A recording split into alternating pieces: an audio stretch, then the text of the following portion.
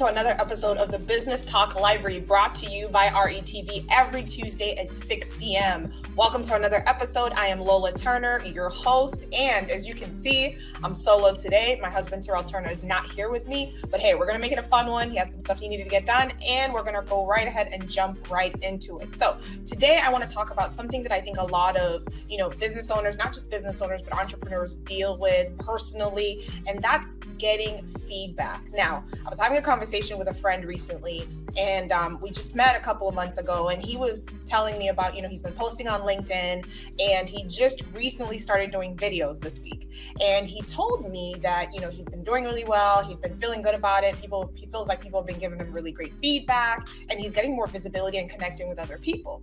But then he got a message from one of his friends. This is someone that he has a lot of respect for, someone that's been friends with him for probably over 10 years, and it's almost like a mentor to him. And the person's message basically said, hey, none of the selfie stuff that you're doing on LinkedIn, I think is professional. I think you need to change the way that you're doing things. And I really don't think this is going to help you attract the right kind of clientele that you're trying to attract. So when he got that feedback, he sent the group a message and he was like, hey guys, I'm feeling a little bit discouraged. Like, I posted this video and somebody that I really respect reached out to me and was like, hey, I don't really think this is professional. I don't really think you should be doing this. And when he told me that, I asked him two questions. And I think that's really what I want to jump into today. And I think the interviews that we're going to be featuring today by these two entrepreneurs are going to highlight those. Is one, understanding where is the feedback coming from? Is that person a subject matter expert in whatever it is that they're trying to give you advice on? Even if they're not a subject matter expert, are they actually doing what they're trying to give you advice on? Are they in that space?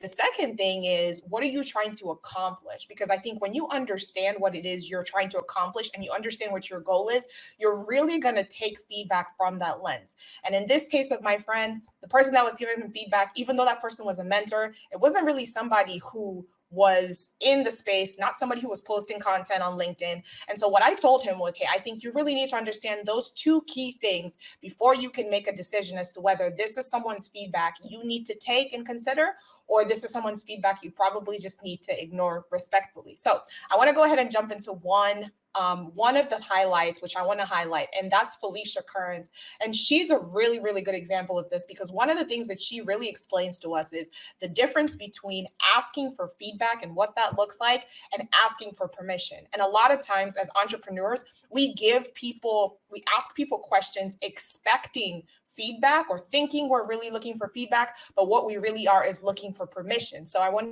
you to listen to this and we'll jump right back into the discussion. For example, if you have an idea, knowing the difference between I want to run this, like bounce this off of someone and kind of get feedback and build on it and grow, versus I'm asking this person for permission, and if they say they don't like it, I'm not going to do it.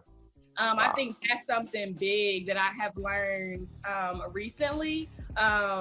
And like I said, kind of learning myself of like, okay, going into this conversation, what purpose is this serving me? Am I looking for someone to give me permission, or do I really want to share this idea with someone? And I think that's a really big thing, because you can have all of these ideas and then not end up doing them or end up changing them, and next thing you know, they're not your idea and it's your business. This is what you want to do. And so I think that's something that's been really big for me.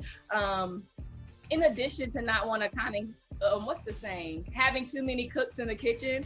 So like if you have this idea and you're like, okay, I want to tell like 10 of my friends about it and get feedback. Okay, great. But then when you have 10 different pieces of feedback, now you're like, okay, well, this person said I should do this. And then, but this person said they didn't like that part of it. And then like now you're stressed and you're confused. So I think that has been a really big lesson for me. So that was a highlight from Felicia Kearns' interview. I definitely recommend you check it out. It was a really great interview that Terrell did a couple of months back. One of the points that she made that really resonated with me is a lot of times when we go to people for feedback, we're really asking for permission. And I think that's why I said, it's really important that you understand what it is that you're trying to accomplish. So for example, what is my goal for whatever it is that I'm doing? And then when people give you feedback, you can really weigh it in that lens. For example, in her case, she was talking about, going to someone and saying, hey, this is a business idea that I have. What do you guys think? And people will give you their ideas, and that's great. But really being able to filter it through, okay, this is the idea that the person is giving me. This is what I want to do. Does it even align? For example, I remember when Terrell and I were starting some of our businesses, right? The feedback that, I was talking to one of my, someone that I really have a lot of respect for and that I'm really close to. And I was talking to them about us starting our consulting firm. And at that time, both Terrell and I were working full-time jobs. And I remember the feedback that they gave me when I told them about it. I was really excited. I'm like, hey, I think we're at a point where we can really scale this. We can really grow it. And Terrell is now at the point where he can leave his full-time job. And I remember the conversation. It was very interesting because I was like, that's probably going to be something that, I'm thinking is something worth celebrating. And the feedback that I got from the person was, well, is this really the best thing to do? Can you maybe just focus on, running the business while working? Like, I don't really want you, or at least from their perspective, they kind of saw it as taking a big risk. And to them, that wasn't really something that they recommended. So when that feedback came to me, the great thing was I'd already made up my mind. Terrell and I had the conversation. We made the decision to do it. And so when that feedback came, I was extremely grounded in what I wanted to do and what Terrell and I had decided we were going to do, to where when that feedback came, I was able to say, okay, I appreciate the feedback. I hear what you're saying. And, I respect it, but we're still going to go ahead and do what we want to do. And then another thing to also think about is, even specifically for me in that situation, you can not accept someone's feedback and still care about them. It doesn't have to be an argument. It doesn't have to be a back and forth. Accept or take the feedback and receive it, but then filter it through the lens of whatever it is that you're trying to do. So I'd say that's the first thing. And then I would say the second thing is, when you're really looking at evaluating feedback, understanding the source that it's coming from. So for example, in the case of Terrell and I making the decision for him to branch out, this was somebody that didn't really know anything about our financial situation. They didn't know if we were financially ready to make the move. To them, they were just projecting their fears on us and saying, hey, I don't really think this is a really good decision, based on what they could see from the outside looking in. And so it's extremely important as an entrepreneur, not just as an entrepreneur, but any type of feedback that you're getting, that you filter it through the lens of what the other person is seeing, and you filter it through the lens of the other person's expertise. Because for that person, they had worked a 9 to 5 all their life, pretty much their entire career. They really weren't entrepreneurs. They didn't really have an entrepreneurial spirit. They tried some things and, it hadn't worked out for them. And so one of the things that I had to think about was that feedback may have been coming from a negative lens, or it may have just been coming from them being concerned. So my advice is always, when it comes to feedback, at least that is well intended, to really analyze it from both of those perspectives. Now, the second clip that I want to share with you is a pretty funny one. It's with John Garrett, and he makes a very funny point here. And this is specifically feedback from people that may not necessarily have wrong intentions, but it's feedback nonetheless that you're probably like, okay, there's really nothing I can do with that. So check out this clip and we'll be right back. Yeah, I guess the first piece of advice is don't listen to advice. I mean, if you don't want it, don't take it. I mean, especially unsolicited. Oh, yeah. I mean, and then the second thing would be, don't take advice, especially from people that aren't doing it. And there are so many people out there that claim to be consultants or specialists or whatever, and their business is terrible. Hey, I'm going to help your business 10x. Well, how about you 1x your own business before you come over here and wreck mine? I mean, it's crazy what people like. Well, I've bankrupted 7 companies, so I'm going to just be a consultant and go, yours. No, do not. So, don't take advice from people that aren't successful. And number 2, if somebody gives you advice and you don't like it, then don't do it. I mean, it's that easy. I mean, I don't know. That's my go-to, because so many people give me, especially after you speak at conferences or whatever. Oh, let me tell you what. No, I don't care. I can't go back in time and redo it. It's already happened. And I mean, thanks, I guess. I mean, if I hear it enough, maybe I'll think about it. But I'm in the moment. I can tell, and get advice from people that are successful, and then you don't like the advice, then don't do it. I mean, that's I don't know if you've ever gotten those answers. Those are probably like the best non-answers ever, but no, I think that's actually a great answer, because I've noticed that a lot of people that I've talked to, especially when it comes down to business owners, where they're like, this person said I should do this person, and I don't know what to do. And I'm like, well, what were you gonna do before you heard any of that? And they were like, well, I had this plan, I was gonna do this, this, and this. And I'm just like, so you traded a plan for no plan, and now you're just stuck. Thank you for tuning in to the Business Talk Library. If you like our content, be sure to follow. So that was the highlight from a conversation that Terrell had with John Garrett. And I laughed when I watched that video for a couple of reasons. One, the feedback came after, which, okay, fine. And then the other thing that I thought was interesting was the point that he made about being able to truly assess whether or not this feedback is something that you should expect. That's extremely important. And the accountant in me cannot help but tell you the following. I think when you're looking at feedback, you really need to understand, like, is this feedback minor? Is it kind of medium, or is it major? You need to be able to assess and weigh the cost of feedback. Let me explain what I mean by that. I think a lot of times, a lot of people come in and somebody give you feedback, like even as a business, right? I remember when we first, oh my gosh, yes, this is actually a perfect example. I remember when Terrell and I, we'd been posting videos, we'd been posting content, and someone, I don't know what had happened. I think I had posted something or loaded something on YouTube, and I used the incorrect name of the person. And I used the incorrect name, I used the incorrect title, I got it mixed up with another interview. And somebody commented on YouTube and was like, excuse me, this is not the right person. Fix this, please, and do things right. Read before you post. And she just went off. And I was like mortified, because that was like my first bad feedback. We've been doing really well. And I was just, oh my gosh, I was so mortified. And one of the things I had to stop and think to myself, because a part of me was tempted to just go ahead and delete it. But I was like, you know what?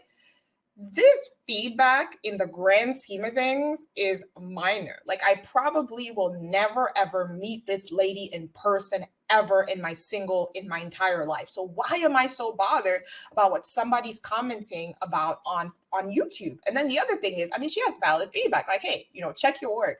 So for me, one of the things that I had to realize is take the feedback, especially if it's something that's going to help you improve, but you have to learn how to weigh feedback accordingly. In that situation, the feedback that was given to me by this lady that commented with a whole attitude, by the way, that's how I read it, at least, with a whole attitude. How am I taking her feedback? Is it spoiling my day? Is it making me upset? Is it pissing me off?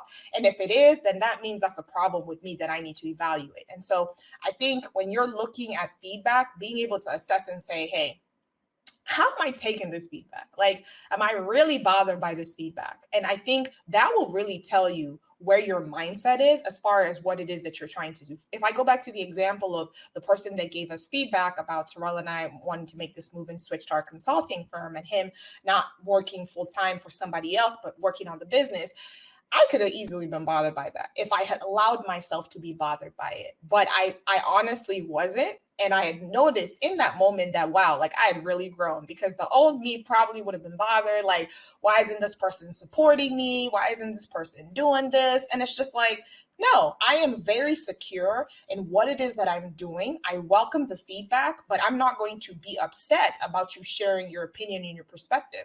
Let me tell you something. You do not and should not expect every single person to support you. That is just the truth. And I think a lot of times, we get in this state, especially with our family, where we have this expectation for them to support what we're doing. We have this expectation for them to support our businesses. But the reality is it's a very, very, very unrealistic expectation. And the reason I say that is because you made the decision to do this business. You made the decision to go this way. You made the decision to go this path. And when you made the decision, if you didn't involve any of your family members in that decision, then you should not expect them to support you. And I know a lot of people are probably gonna be like, Lola, that's a little bit harsh, but it's the truth. It's the truth. Like the whole every day I'm hustling, you hustling by yourself. You should expect to hustle by yourself, because the reality is your family didn't sign up for entrepreneurship. Your family didn't sign up for the business. They didn't sign up for that. That was your decision. And so one of the things that I would say you need to realize is we need to be more comfortable with receiving feedback, especially when it's from people that we love and care about. When I go back to the friend that I was talking about, when I started the episode, I was sharing with the friend that I was discussing with, and he was so hurt by that feedback. He was, oh my gosh, he's like, I just feel so down. Like, I feel like I'm not doing the right things. And I had to ask him, I was like, how many views have you gotten on the videos? He was like, oh, about 700 views, which is really good engagement, at least for LinkedIn. And he was like, I've gotten about 700 views. I've gotten really good engagement. I've had a lot of people. He's like, I've gotten 30 new connections since I started doing it. And that was after 4 days of consistently putting out videos, only 4 days. And one of the things that I had to ask him, I was like, dude, like, is this person posting any video content? He was like, no, he doesn't post any video content. It's mostly written. And I'm like, so who is he to tell you that what you're doing is wrong? Like, why are you so bothered by this? And of course, I didn't tell him that, but I was thinking that, and I was like, you're so bothered by somebody else's opinion that isn't even doing what you're doing. Like, you know where you're trying to go. And that's one of the things I had to ask him. I was like, so what are you trying to do? Like, what is your end goal? He was like, well, I'm trying to grow my following to, 30,000. I'm trying to do this. I'm trying to build this. He's like, ultimately, I'm trying to be a thought leader in the space. And I'm like, all right, you're trying to be a thought leader on LinkedIn. How do you think you're going to become a thought leader without posting stuff that allows your audience to connect with you on a personal level? Because your friend is telling you, hey, I don't think you should be posting any of these personal self-improvement, selfie, crap, taking videos of yourself and saying all this feel-good stuff. He's like, I don't think that works on LinkedIn. But I'm like, has he seen your views? And then secondly, like, if you're trying to be a thought leader in a specific space, people only buy and listen to people that they trust. And if people don't feel like they know you, how are they going to trust you? And that's the important thing that you have to realize is you really need to think through when you're making decisions. And I told my friend this, I'm like, you need to keep what your goal is in mind. Like, your friend is coming at you with a completely different perspective. He's probably saying, hey, if you don't post these jobs, or if you don't post, if you're posting personal content, like, recruiters are not going to reach out to you, all this stuff. And one of the things that I had to tell him was, I have been posting personal content mixed with business content on LinkedIn. And I just had 3 recruiters reach out to me for executive level roles over the last 3 weeks. So obviously that doesn't work. And one of the things I have to actually tell him is one of the recruiters actually reached out to me because he saw that I do content in Spanish. And that's one of the things that I had to kind of get his mindset back is think about what it is that you're trying to accomplish and focus on that. So what I would tell you as an entrepreneur personally, when it comes to your family, how do you accept and how do you process feedback? Because it's not every feedback you're going to accept. How do you process the feedback that's given to you? How do you handle when people give you feedback? How do you manage it? How do you process it? Because either you can't be on either extreme. Because I remember, and I still deal with this sometimes, I tend to be on either extreme side of the spectrum. Either I don't care and I'm like, you know what, whatever, I ain't listening to nothing you got to tell me, or I'm on the other side of being bothered by it. And I really had to find a middle ground to say, let me evaluate what your feedback is of me through this lens. And then another important thing that I would say is feedback is not an attack on you as a person. That's something else you have to remember. And I've had to continue to remind myself.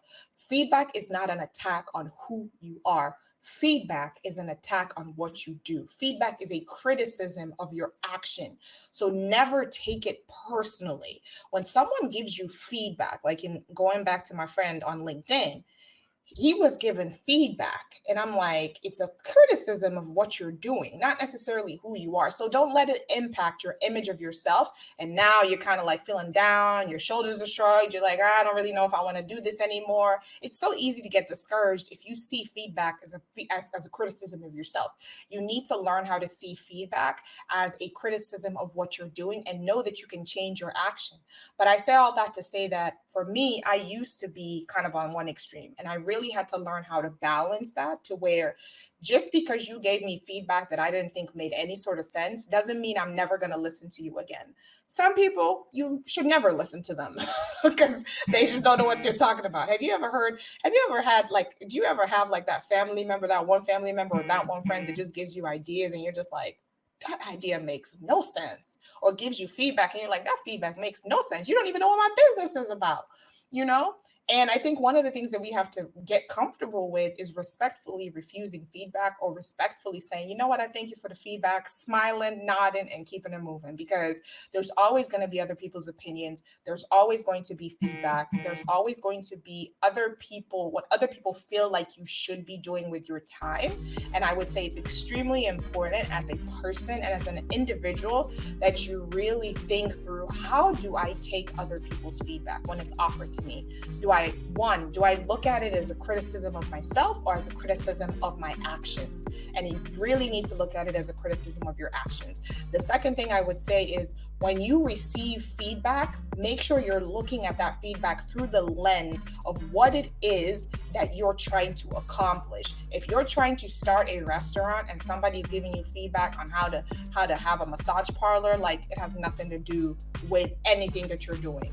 The third thing I would say is taking feedback and evaluating that feedback against the person's experience. In the case of my friend, the person that was giving him feedback doesn't even post videos on LinkedIn, versus the feedback he had actually received that had encouraged him to do the videos was from someone that has over 900,000 followers on LinkedIn that's basically grown their business using LinkedIn. So if I'm comparing the two, who are you going to take feedback from? So that's why I say I think it's important to consider those three things and really use that information to help you evaluate the feedback that you're receiving and understanding how you're going to apply that to your business going forward. Thank you for tuning in to the Business Talk Library, aired on RETV. If you'd like to see more of the Business Talk Library, be sure to watch us every week on Tuesday nights at 6 p.m.